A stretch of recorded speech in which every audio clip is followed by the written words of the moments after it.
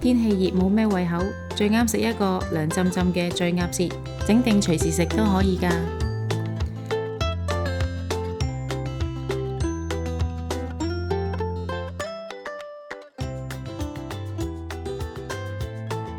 先將鴨舌解凍，然後洗乾淨，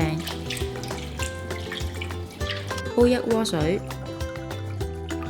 加入薑片、蔥同八角。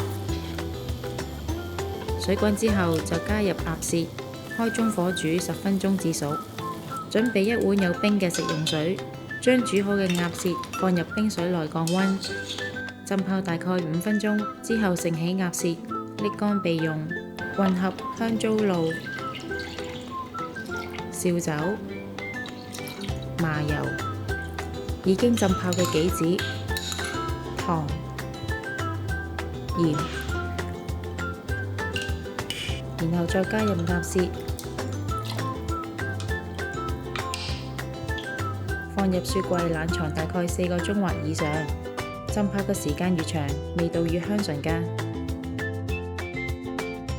鍾意我哋條影片嘅朋友可以 Like、Subscribe、Share， 同埋記得撳着個鐘仔，可以第一時間收到我哋嘅最新資訊同埋影片。